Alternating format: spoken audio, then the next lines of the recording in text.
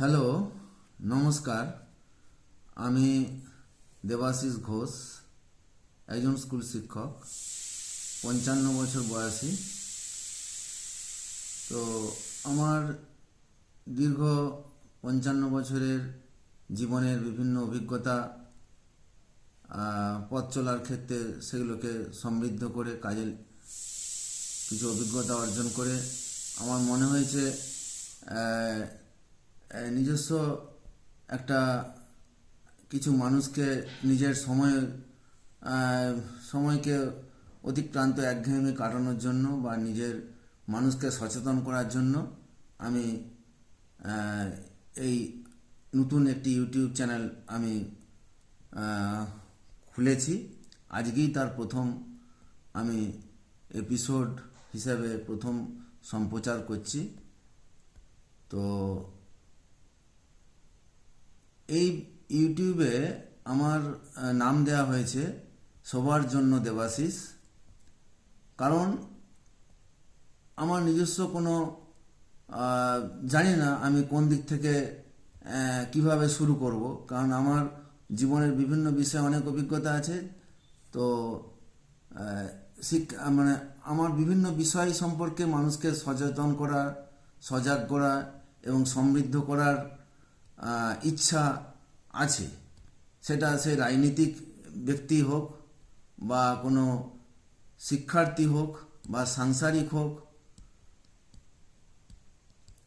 বিভিন্ন বিষয়ে মানুষের কাছে আমার কিছু বার্তা দেওয়ার আছে। তাই জন্য আমার এই নামটি হচ্ছে সবার জন্য দেবাশিস। এখানে আমি রাজনীতিক বিষয়েও কোনো কোনো ভিডিও সম্প্রচার করব, আবার শিক্ষা বিষয়ক বিভিন্ন, যেহেতু আমি একজন স্কুল শিক্ষক, শিক্ষার বিভিন্ন ক্লাসের হোক বা বিভিন্ন কোর্সের হোক, হ্যাঁ, কিছু ইনফরমেটিভ কিছু ভিডিও এবং কিছু ক্লাসের পড়া পাঠদান সংক্রান্ত কিছু ভিডিও প্রচার করতে পারি। এছাড়া সাংসারিক দৈনন্দিন যে বিভিন্ন সমস্যা, মানুষ দৈনন্দিন যে সমস্যায় পড়ে সেগুলো সম্পর্কেও কিছু ভিডিও পোস্ট করতে পারি। সব মিলিয়ে বিভিন্ন বিষয় সমৃদ্ধ একটি ভিডিও চ্যানেল আমি খুলেছি। তাই বন্ধুরা, আপনাদের কাছে আমার আবেদন, আপনারা আমার পাশে থাকবেন। একজন অনভিজ্ঞ ব্যক্তিকে সর্বতোভাবে সহায়তা করে তাকে এই ইউটিউব চ্যানেলটিকে আগিয়ে নিয়ে যেতে আপনারা একটি ইতিবাচক পদক্ষেপ গ্রহণ করবেন এবং আমাকে সমর্থন করবেন, এই আশা রাখি। তো আজকে যেহেতু ইন্ট্রোডাকশন, তাই আমি একটি ধর্মীয় বা আধ্যাত্মিক বিষয় নিয়ে আজকে আমি প্রথম আমার ভিডিও সম্প্রচার করছি। আমি মনে করি ঈশ্বর আছেন। যদিও আমি নিজে বিজ্ঞানের ছাত্র, কিন্তু ঈশ্বর বলে বা একটা পরম শক্তি বলে কেউ আছে, সেটা বিশ্বাস মানুষের মধ্যে থাকলে আলাদা একটা শক্তি পাওয়া যায়। যাই হোক, সেই ঈশ্বর আছে এটা মনে করি। আমি আজকের আমার এই যে টপিকস, সেই টপিকসটা হচ্ছে যে ধর্ম ও আধ্যাত্মিকতা। এগুলো কি অ্যাকচুয়ালি? ধর্ম, আধ্যাত্মিকতা। ধর্ম কি, আধ্যাত্মিকতা কি? আমরা অনেকেই মনে করি যে নিয়মিত পুজো করা, হ্যাঁ, নামাজ পড়া, মন্দির মসজিদে যাওয়া, এগুলো মানেই হচ্ছে আধ্যাত্মিক হওয়া, মানে সেই ব্যক্তি আধ্যাত্মিক ব্যক্তি। কিন্তু সত্যিই কি তাই? ধর্ম আর আধ্যাত্মিক কি দুটো এক জিনিস? চলুন আজকে আমরা সহজ ভাষায় বিষয়টা বোঝার চেষ্টা করি। প্রথমে একটা কথা পরিষ্কার করা দরকার, ধর্ম এবং আধ্যাত্মিকতা কিন্তু এক নয়, যদিও তারা একে অপরের সঙ্গে সম্পর্কিত বা পরিপূরক বলা যেতে পারে। ধর্ম হলো একটা সংগঠিত ব্যবস্থা, যেখানে নিয়ম, আচার, প্রথা এই সমস্ত নিয়ে একটা নির্দিষ্ট শৃঙ্খলাবদ্ধ একটা রুটিন। কিন্তু আধ্যাত্মিকতা হলো নিজের ভিতরের আত্মাকে চেনার বা জানার চেষ্টা, নিজের মন, বিবেক, চেতনা এই গভীর অংশের সঙ্গে সংযোগ স্থাপন হলো আধ্যাত্মিকতা। এখন ধর্মের মধ্যে যেমন অনেক সংস্কার থাকতে পারে,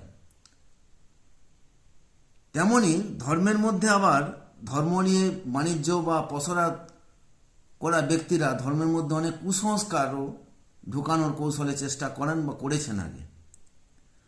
সুতরাং ধর্মের মধ্যে, প্রকৃত ধর্মের মধ্যে খারাপ থাকবে এটা আমি বলছি না, কিন্তু ধর্মের মধ্যে ভালো খারাপের একটা সম্ভাবনা থেকে যায়, কিন্তু আধ্যাত্মিকতার কোনো নেতিবাচক প্রভাব আছে বলে আমার মনে হয় না।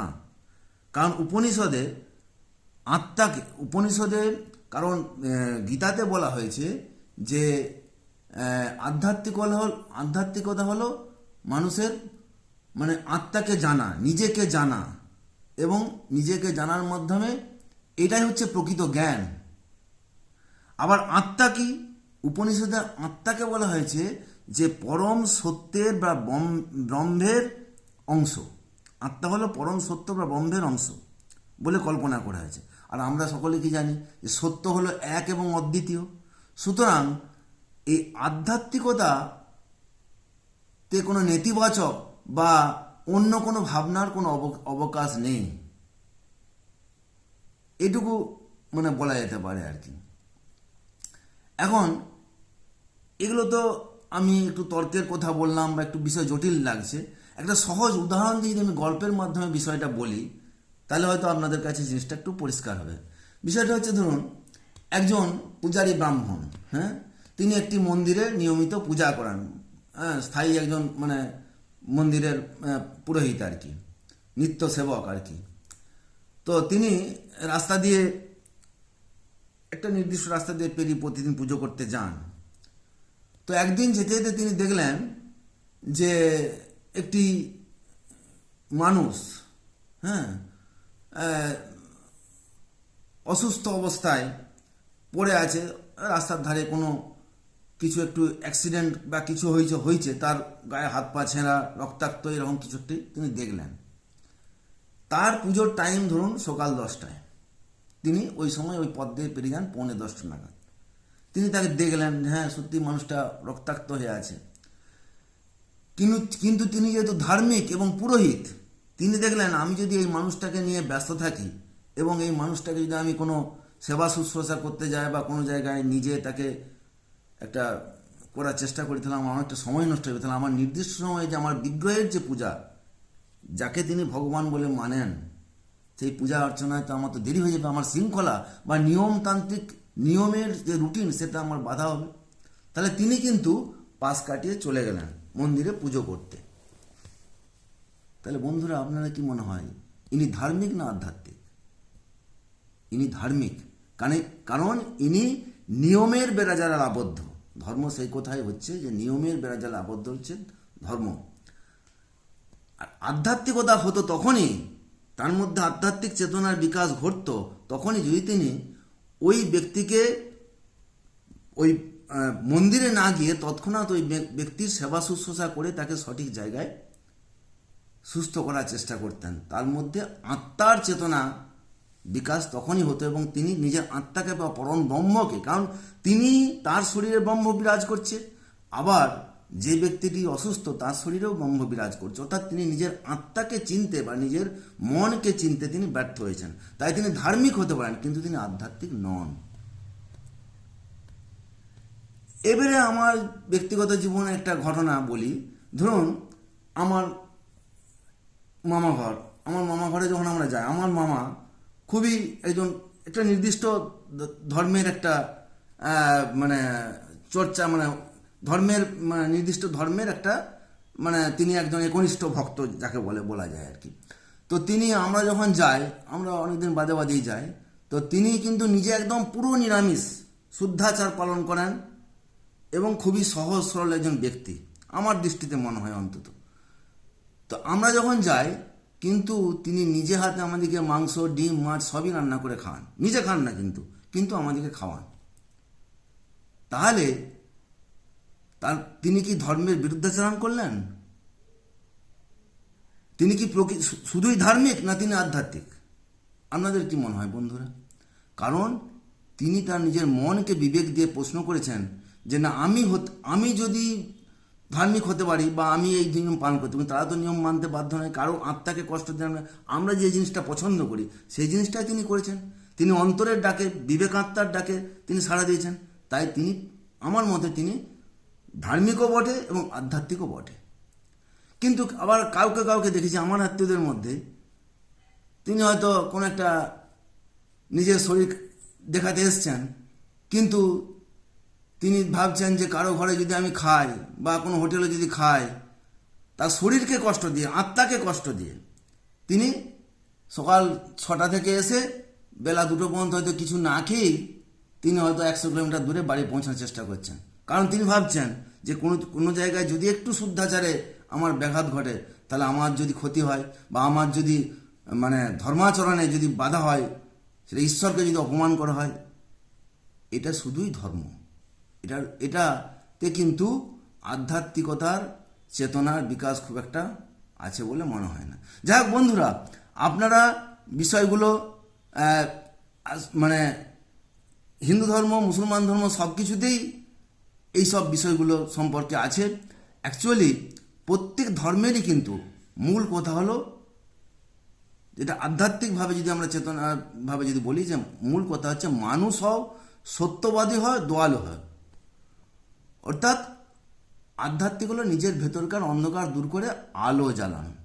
যাই হোক, আধ্যাত্মিক ব্যক্তির কতকগুলো বৈশিষ্ট্য হচ্ছে, তিনি কখনো রেগে যান না, তিনি ক্ষমাশীল হন, তিনি কৃতজ্ঞতা, কোনো মানুষ যদি তার উপকার করেন তিনি তার প্রতি কৃতজ্ঞতা হন, অর্থাৎ কৃতজ্ঞতা বোধ তার আছে, তিনি সহজে নিজের ভুল স্বীকার করতে পারেন।